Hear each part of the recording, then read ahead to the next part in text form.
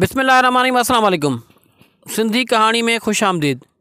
पेशे ख़िदमत है अॼु जी कहाणी। छा अव्हांखे ख़बर आहे त वर शहर ते नालो वर छो रखियो वियो? दोस्तो, ॻाल्हि कंदा आहिनि त हिकु बादशाह हुयो जेको तमामु घणो अकुलमंद ऐं होशियारु हुयो।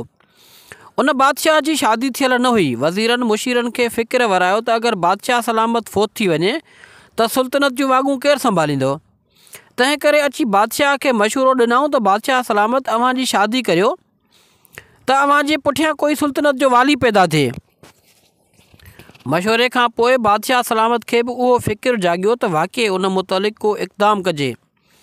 सो रिश्ते जी तलाश लाइ सोचणु शुरू कयईं। बादशाह उन सोच में हुयो त उन छोकिरीअ सां शादी कजे जेका सभ खां घणी अकुलमंद ऐं होशियारु हुजे। तंहिं करे हिकु तरकीब सोचियईं। ॿिए ॾींहुं सुबुह जो सॼे मुल्क में ऐलान करायईं त हर इलाइक़े मां चूंडे होशियारु छोकिरियुनि खे दरबार में हाज़ुरु कयो वञे। ॿियो ॾींहुं थियो त बादशाह सलामत जी दरबार में सभई नौजवान छोकिरियूं हाज़ुरु थियूं। बादशाह उन्हनि मां हर हिक जे हथ में ॿिज जा कुझु दाणा ॾिना ऐं खेनि चयईं त हीअ वञी पोखियो। 3 महीननि खां पोइ अव्हां गुलाब जा गुल खणी अचिजो। 3 महीननि खां पोइ सभु औरतूं दरबार में गॾु थियूं।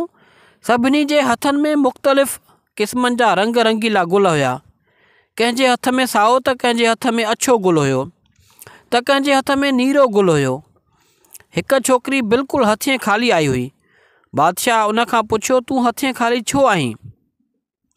तंहिं ते उन जवाबु ॾिनो त बादशाह सलामत अव्हां जेके ॿिज ॾिनो हुयो उन में गुलाब जो ॿिज हुयो ई कोन।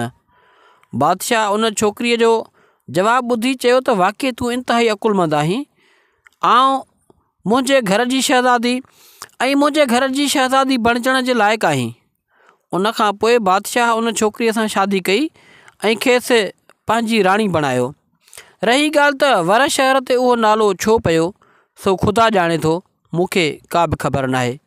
बाक़ी गौर सां कहाणी ॿुधण लाइ महिरबानी।